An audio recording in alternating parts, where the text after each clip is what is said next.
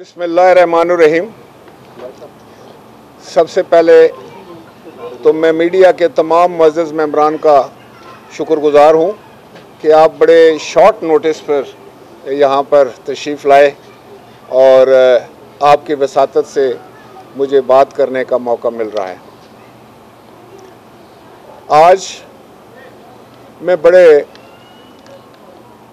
दुखी दिल से ये बात करने जा रहा हूँ कि हुकूमत वक्त पीटीआई हुकूमत ने जिस तरीके से पाकिस्तान के एक आईनी अदारे के ऊपर हमला किया और उस अदारे को दबाव में लाने के लिए इतने घटिया और भोंडे अंदाज से उस पर हर किस्म का प्रेशर डाला, चीफ इलेक्शन कमिश्नर और इलेक्शन कमीशन ऑफ पाकिस्तान के तमाम मेंबरान को उन्होंने निशाना बनाया और जिससे पाकिस्तान के एक अहम तरीन इदारे जिसके ज़िम्मे जो है वो पाकिस्तान में साफ, शफाफ और आज़ादाना इंतखाबात का इनेकाद है, उसको जिस तरीके से निशाना बनाने की कोशिश की गई, जिस तरीके से उसकी कैरेक्टर असैसिनेशन की गई, जिस तरीके से उस पर गलत और लग़्व किस्म के इल्ज़ामात लगाए गए, जिस तरीके से उनको डराया और धमकाया गया, मैं समझता हूँ कि इसकी जितनी भी मज़म्मत की जाए कम। पाकिस्तान पीपल्स पार्टी और आज पाकिस्तान का हर वो शख्स जो जमहूरियत पर यकीन रखता है वो इस मज़मूम हरकत की जो है वो बड़े सख्त तरीन अल्फाज में मज़म्मत करता है। क्या तमाशा है कि आप अगर ज़िमनी इंतखाबात हारते हैं तो उसका जो है वो ज़िम्मेदार जो है वो चीफ इलेक्शन कमिश्नर और मेंबरान कमीशन है। आप क्या चाहते हैं कि इस मुल्क में एक ऐसा इलेक्शन कमीशन हो जो आपकी हर बात पे यस करे, जो आपके इशारों पर नाचे, जो आपके गैर जमहूरी रवैये, गैर पार्लिमानी रवैयों पर हाँ कहे और आपके मुखालफिन को कुचल दे, उनका जमहूरी हक जो है उनसे छीन ले, उनको इलेक्शन में हरवा दे? आप ऐसे इलेक्शन कमीशन को चाहते हैं? बहुत अफसोस की बात है। ये हुकूमत और ये वज़ीर आज़म इमरान खान जो सारी दुनिया को ये सबक पढ़ाया करते थे कि पाकिस्तान में आज़ादाना और शफाफ और गैर एक मुनसफाना और शफाफ इंतखाबात होने चाहिए, आज उनकी हुकूमत क्या कर रही है? आज उनका खुद रवैया जो है वो इलेक्शन कमीशन के साथ क्या है? इससे पहले कभी किसी हुकूमत ने इस अंदाज से मैं समझता हूँ इलेक्शन कमीशन पर चढ़ाई नहीं की।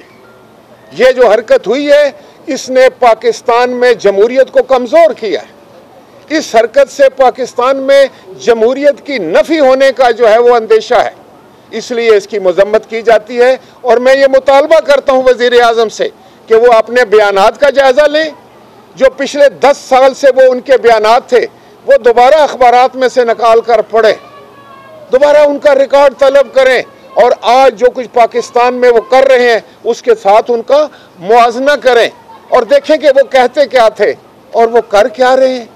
आज वज़रा की फ़ौज जो है वो इलेक्शन कमीशन पर चढ़ दौड़ी है। ये बहुत ही नाजायज़ बात हुई है, इसकी जितनी मज़म्मत की जाए कम है। और पाकिस्तान की तमाम जमहूरी कुव्वतें जो हैं वो इलेक्शन कमीशन के साथ खड़ी हैं, उनके पीछे खड़ी, और उन पर किसी किस्म की गुज़ंद, उन पर किसी किस्म का हमला जो है वो नाकाबिले बर्दाश्त होगा। और दरअसल ये मौजूदा हुकूमत की मुकम्मल नाकामी का बेयन सबूत है, उनकी मुकम्मल नाकामी का मुंह बोलता सबूत है कि वो इलेक्शन हारे। इलेक्शन क्यों हारे? इलेक्शन कमिश्नर की वजह से नहीं, इलेक्शन कमीशन की वजह से नहीं, बल्कि वो जुल्म जो कि पाकिस्तान की आवाम पर आपने ढाया, जो महंगाई और बेरोज़गारी के साथ उनका वास्ता आज से पहले इस तरह नहीं पड़ा था। आपने पाकिस्तान की आवाम की कमर जो है वो महंगाई से तोड़ दी। आज अशियाए ज़रूरिया की कीमतें जो हैं वो आसमान पर बातें कर रही हैं। आपने आम लोगों की, गरीबों की ज़िंदगी अजहरन कर दी। तो वो गरीबों का रिएक्शन था जिसने PDM के उम्मीदवारों को जिताया और आपके उम्मीदवारों को हरा दिया। कहाँ कहाँ वो आपको रिएक्शन सब, कल कौमी असम्बली में क्या हुआ, सेनेट में क्या हुआ, ये वही कुछ है जो कि आपने बोया था, आज आपको काटना पड़ रहा है। लिहाजा election commission Pakistan election commission, chief election commissioner और मेंबरान कमीशन के खिलाफ जो आपने हर्जा सराई शुरू की है, जो आपने बयानबाजी शुरू की है, जो आपने तोहमत और हर किस्म का जो उन पर हमला शुरू किया है, वो काबिल मजम्मत है और उसको फ़ौरन रोक दिया जाए, क्योंकि पाकिस्तान का 22 करोड़ लोग जो हैं इस चीज़ की इजाज़त नहीं दे सकते कि आप अपनी मर्ज़ी के लोगों को बैठाएं, अपने मर्ज़ी के उन कमीशन को और जो आपकी इलेक्शनरिंग मशीनरी है उसको आप डरा धमका कर अपने मतलूबा नताइज हासिल कर सकें। ऐसे नहीं होगा और उसकी पुरजोर मजम्मत की जाएगी और हम लोग पाकिस्तान इलेक्शन कमीशन के साथ खड़े हैं, तमाम जमहूरी इदारे उसके साथ खड़े हैं, पूरी PDM जो है वो इलेक्शन कमीशन के साथ खड़ी है। सर ये बताइएगा, जो आपने PDM की बात की, PDM में अक्सरियत जमातों ने इस्तीफों की बात की, पीपल्स पार्टी क्या अक्सरियत और जमहूरियत का फैसला नहीं मानेगी क्या? देखिए, मैं आपको एक बात बताऊं कि पाकिस्तान पीपल्स पार्टी बिल्कुल जमहूरी कदरों पर यकीन रखने वाली पार्टी है और मैं आपसे ये भी गुजारिश कर दूं कि पाकिस्तान पीपल्स पार्टी का शुरू दिन से एक मौक़िफ़, और वो मौक़िफ़ हमने PDM के सामने भी रखा, अपने मुअज़्ज़ज़ मेंबरान PDM के भी सामने रखा और तमाम मुअज़्ज़ज़ मेंबरान PDM जो हैं उनको हमारे मौक़िफ़ का पता है। हमने हमेशा ये कहा है कि आपको याद होगा कि जिस ऑल पार्टीज़ कॉन्फ्रेंस में PDM का इनाकाद हुआ था, PDM ने जन्म लिया था, वो जनाब बिलावल भुट्टो ज़रदारी की काविशों से, कोशिशों से मुनक्किद हुई थी और उसी में ये फ़ैसला हुआ था कि PDM बने और उसके PDM के में ही एक्शन प्लान भी तरतीब दिया गया था कि हम PDM में क्या चाहते हैं, PDM क्या करेगा। उसमें उस वक़्त भी डिस्कशन हुई थी, बहस हुई थी कि शायद हमें फौरी तौर पर असम्बलियों को छोड़ देना चाहिए, लेकिन पाकिस्तान पीपल्स पार्टी का वहाँ मौक़िफ़ था और उन्होंने ये कहा था कि ये एक ऑप्शन हो सकता है, लेकिन इस ऑप्शन को फौरी तौर पर इस्तेमाल करना और ये जो पाकिस्तान के ईवान हैं इन फोरम को अबेंडन कर देना, छोड़ देना जो है वो जमहूरियत की मैं समझता हूँ खिदमत नहीं होगी। तो लिहाजा मुझे शुक्रगुजार हैं हम PDM के कि उन्होंने हमारे इस मौक़िफ़ को सुना, समझा और फिर उन्होंने कहा कि ठीक है, हम इसको एक आखिरी ऑप्शन के तौर पर रखते हैं। इस्तीफ़े जो हैं कोई पहला ऑप्शन नहीं, सेकंड ऑप्शन नहीं, थर्ड ऑप्शन नहीं, आखिरी ऑप्शन। जब उन्होंने आखिरी ऑप्शन के तौर पर कहा तो हमने भी कहा कि ठीक है, आखिरी ऑप्शन के तौर पर इस्तीफ़ा हम भी दे सकते हैं। फिर हमारे कायद जनाब बिलावल भुट्टो ज़रदारी साहब ने कहा कि ये आखिरी ऑप्शन ऐसा ही होगा जैसे एटम बम चलाना है, और एटम बम उस वक्त चलाया जाता है जब तमाम हथियार जो हैं वो कारगर साबित नहीं होते, जब हर तरह की ऑप्शंस जो हैं वो इस्तेमाल की जा चुकी होती हैं, उसके बाद फिर जो है वो इस सबसे बड़ा कदम उठाया जाता है। तो ये सबसे बड़ा कदम था। कल की जो बात आप कर रहे हैं, कल की बात ये थी कि इससे पहले हमने ये कहा था कि हम पार्लिमानी जितने भी ऑप्शंस हैं पहले हम एग्जॉस्ट करेंगे। पार्लिमानी ऑप्शंस देखें, हमें खुशी है कि हमारे PDM के दोस्तों ने हमारी इस राय को मुकद्दम समझा और इस पर उन्होंने तैयार हो गए कि हम ज़िमनी इंतखाबात में हिस्सा लेंगे। आपने देखा कि ज़िमनी इंतखाबात में हिस्सा लिया गया और हमने हुकूमत वक्त को शिकस्त दी, PDM ने उनको शिकस्त दी। फिर हमने जो है वो सेनेट के इंतखाबात में हिस्सा लिया। आपके इल्म में है कि PDM ने सेनेट के इंतखाबात में भी हुकूमत वक्त को शिकस्त दी। फिर आपने देखा कि कौमी असम्बली की जो सेनेट की सीट थी उस पर जनाब यूसुफ रज़ा गिलानी ने इलेक्शन लड़ा और उस इलेक्शन लड़ा गया जो कि हाउस है जिसका लीडर ऑफ द हाउस वज़ीर आज़म है। वही हाउस जो वज़ीर आज़म का चुनाव करता है, वहाँ पर इलेक्शन होता है तो उनको शिकस्त फाश होती है। यूसुफ रज़ा गिलानी साहब जीत जाते हैं, हुकूमत जो है उसके पांव उखड़ जाते हैं, वहाँ एक ज़लज़ला आ जाता है हुकूमत के ईवानों में। और मैं ये समझता हूँ कि हुकूमत के लोग पागल होकर कभी जो है वो इलेक्शन कमीशन पर चढ़ पड़ते हैं, कभी इस तरह के बयानबाजी शुरू कर देते हैं, वो अपना ज़हनी तवाज़न खो बैठते हैं। यही हाल होता है जाकर सेनेट में, वहाँ पर सेनेटर्स की मेजॉरिटी जो है वो यूसुफ रज़ा गिलानी साहब को जब वोट देती है, तो इवन प्रिजाइडिंग ऑफिसर ने ऐसी हरकत की कि उन वोटों को भी इनवैलिड करार देने की कोशिश की जो कि वैलिड थी, जो यूसुफ रज़ा गिलानी साहब के नाम पर पड़ी थी। तो उससे हुकूमत एक्सपोज हुई। हमारा मकसद ये था कि हुकूमत जो कि झूठ बोलती है, जो कि मीडिया बयानात के पीछे छुपती है, जो अपने बारे में गलत प्रोपेगेंडा करती है, उसका असल चेहरा पाकिस्तान के सामने आए। तो ये है उनका असल चेहरा जो हम उनका सामने लेकर आए। तो कल भी हमने पीडीएम की मीटिंग में यही बात की और मैं उनका शुक्रगुजार हूँ पीडीएम का के दोस्तों का कि जिन्होंने कहा कि ठीक है कि आप अपनी सेंट्रल एग्जीक्यूटिव कमेटी के पास ये नई सूरत हाल लेके जाएं। पहले हमारा ख्याल था कि हम मार्च में जा रहे हैं, लॉन्ग मार्च की हमने तैयारी मुकम्मल कर ली थी 26 तारीख के लिए। फिर जब हमें कहा गया कि लॉन्ग मार्च जब इख्तिताम होगा तो आपने इस्तीफ़े भी देने हैं, ये एक नई सूरत हाल थी, ये एक नया सिस्टम था, एक नया तरीका था जो हमारे सामने आया, एक नई डिमांड थी हमारे सामने। तो हमने वहाँ पर ये अर्ज़ की कि हमें इसके लिए इजाज़त लेने के लिए सेंट्रल एग्जीक्यूटिव के पास जाना पड़ेगा। तो पीडीएम के हम शुक्रगुजार हैं कि हमारे दोस्तों ने कहा कि ये पीपल्स पार्टी की जायज़ बात है, इनको अपनी सीईसी के पास जाना चाहिए और वहाँ से फिर जो भी फैसला हो उससे हमें आगाह कर देना चाहिए।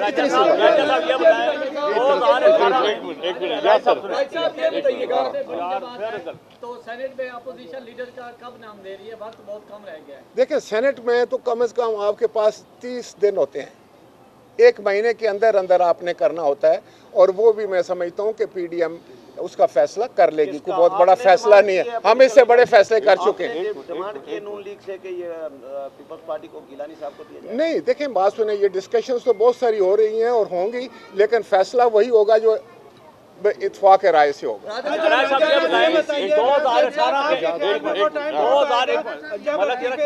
और एटम बम इस्तेमाल करना होगा, जबकि अभी तमाम जमहूरी पार्टियां जो है अपोजिशन की वो इस्तीफे देने पे तैयार है। नहीं, तो टाइम आ जाएगा। देखें मैं आपको बताऊं, हमने एक रोड मैप दिया है और उनकी खिदमत में हमने पेश किया। हम ये चाहते हैं कि देखें, हमने कहा था ना, हमारे पीडीएम के दोस्त कहते थे कि हमें किसी किस्म के इलेक्शन में हिस्सा नहीं लेना चाहिए।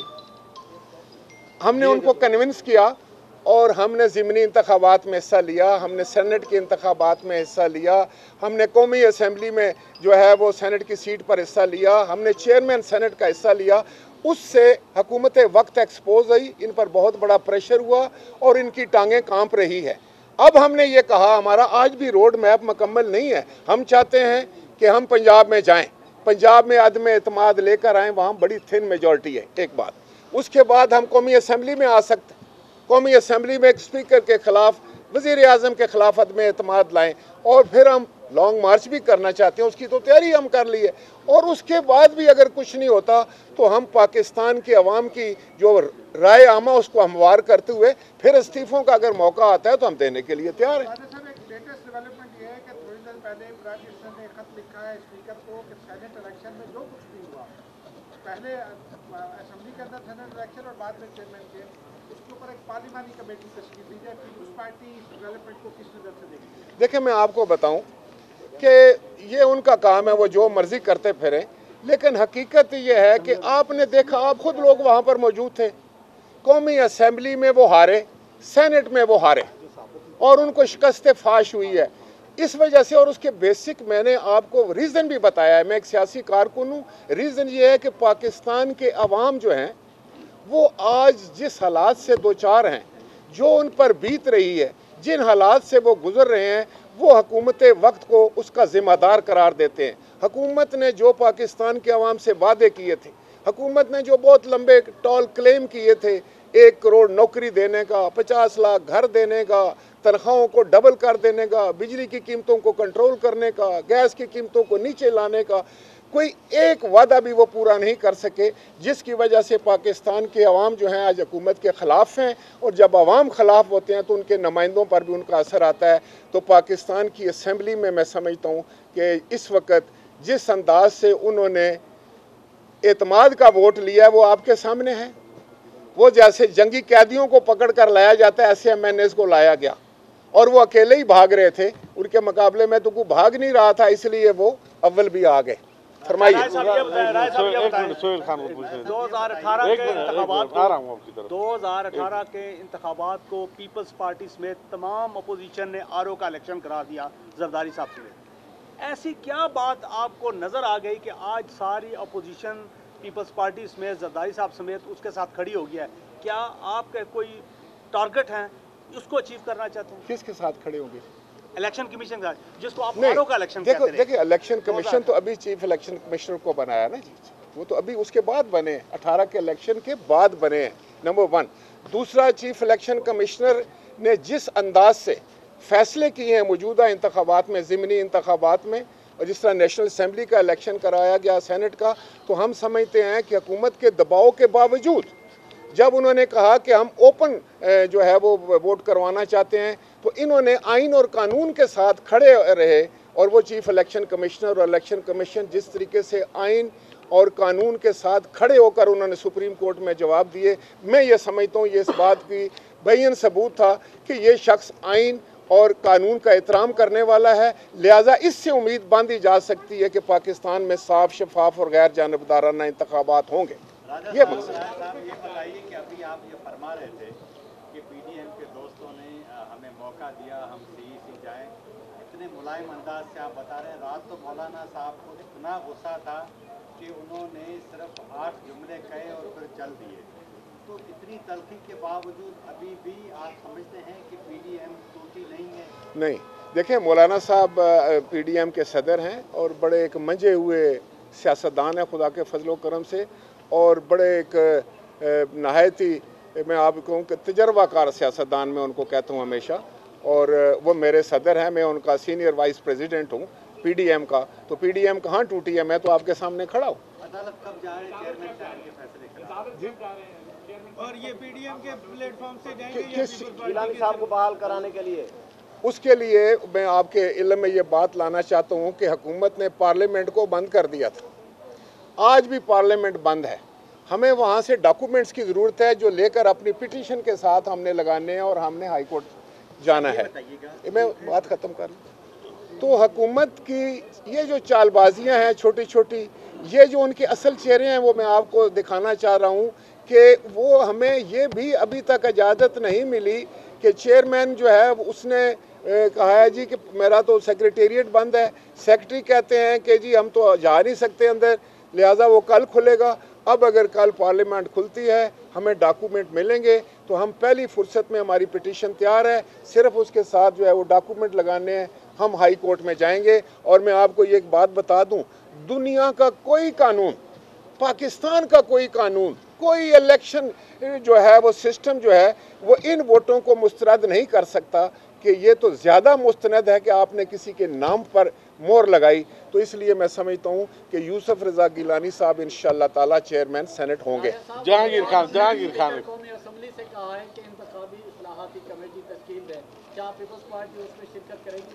देखिए, हम हर इस्लाहात की कमेटी को में जाना चाहेंगे, बशर्ते के वो उसके अंदर जो इंटेंट है, इंटेंट ये होना चाहिए कि हम मुल्क में साफ, शफाफ और आज़ादाना इंतखाबात करवाएं। और अगर ये इस इंटेंशन के साथ हमारे साथ कोई बैठना चाहता है तो ज़रूर बैठे, उसमें कानून साजी होनी चाहिए।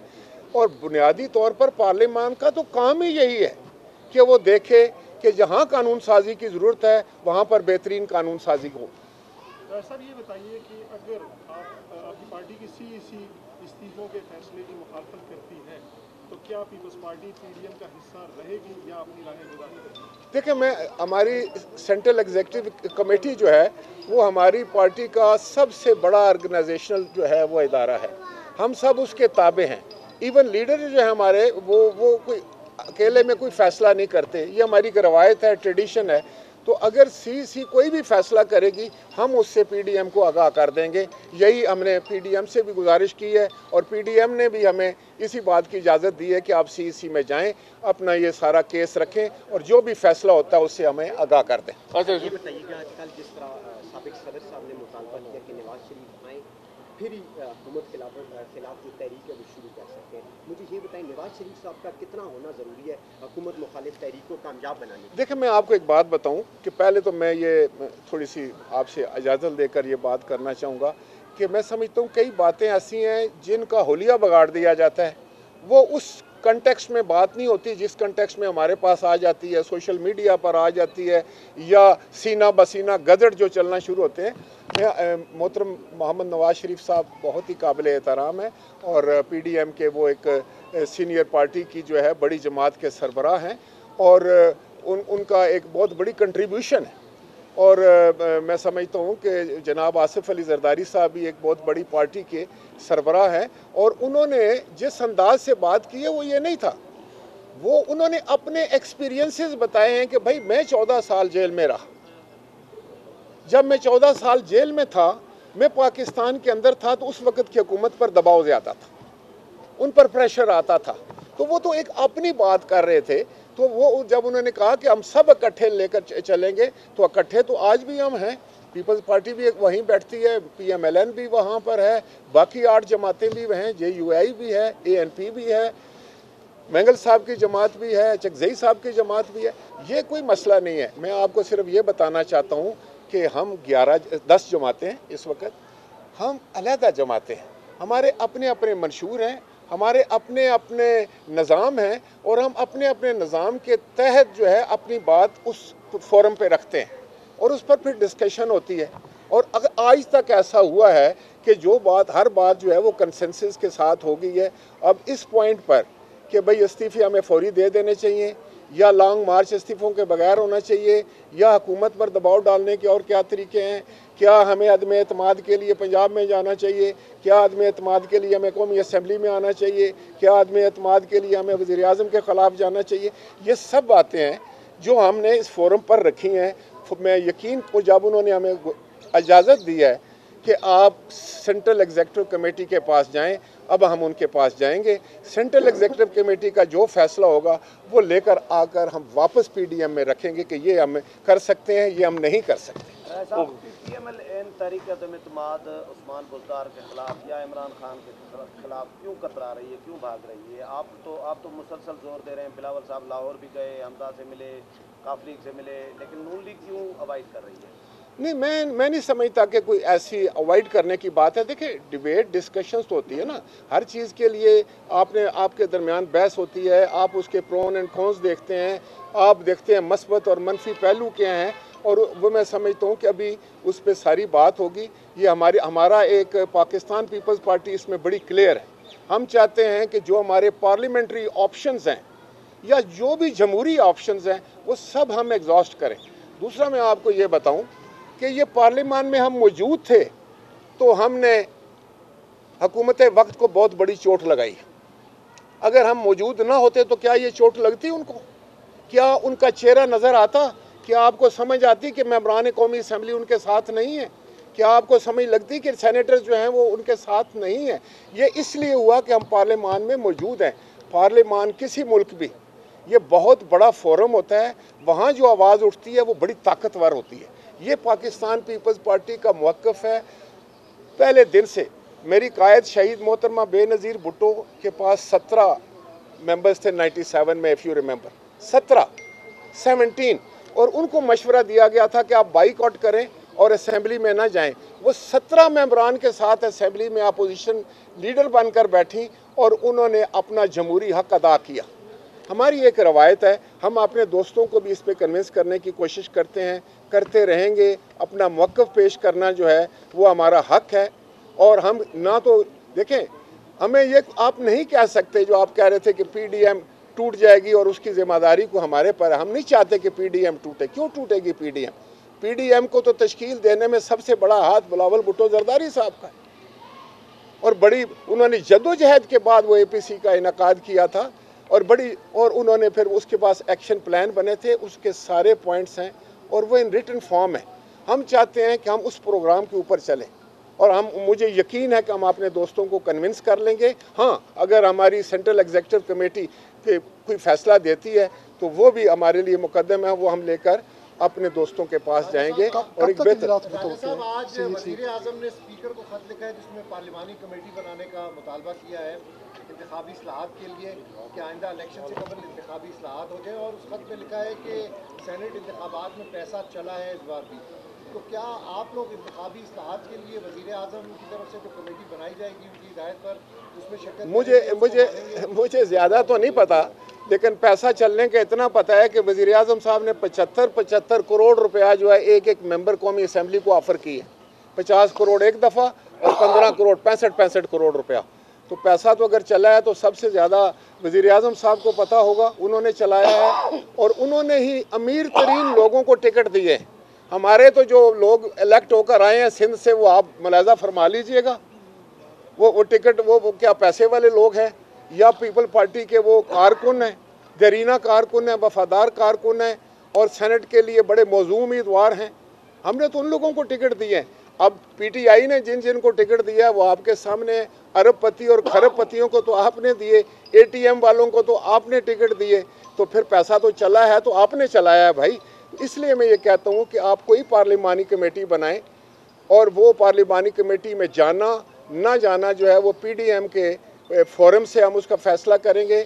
हम आपकी इंटेंशन देखेंगे, अगर आपकी इंटेंशन मस्बत है, अगर वो मुल्क व कौम के फ़ायदे के लिए है, अगर वो सिस्टम के फ़ायदे के लिए है, तो हम उस पर जो पीडीएम का फ़ैसला होगा उस पर अमल करें। आखिरी सवाल रज़ा साहब कुछ पूछना चाहते हैं। साहब ये बताइए कि पीडीएम का जो नैरेटिव आ रहा था, ऐसा लग रहा था कि ये सारे चीज़ वगैरह जी सारे चीज़ वगैरह बने और पाकिस्तान क्यूबा बन गया कि इतनी बगावत, ये सारी बातें आप कहते हैं कि हम सिस्टम के अंदर रहकर जो है वो अपनी जदोजहद करें, वो कहते हैं कि सिस्टम से बाहर जाएं।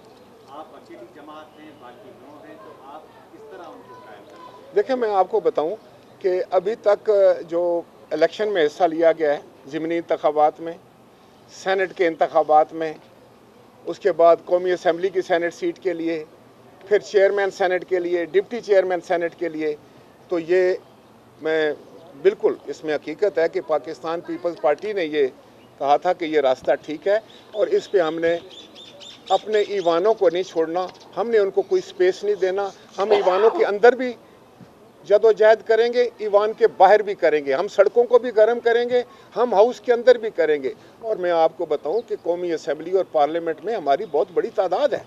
वो कोई कानून साजी नहीं कर सकते, वो हाउस नहीं चला सकते, वो तो उनकी बदकिस्मती है कि उनको समझ नहीं है। हम चलवाते हैं हाउस। हम चाहते हैं कि इस पार्लियामेंट को काम करे और पाकिस्तान की आवाम का कोई फ़ायदा हो।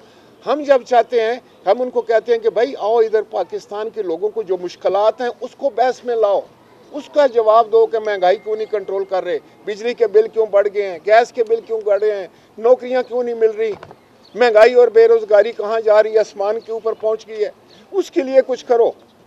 ये अपोजिशन नहीं होगी तो कौन कहेगा उनको?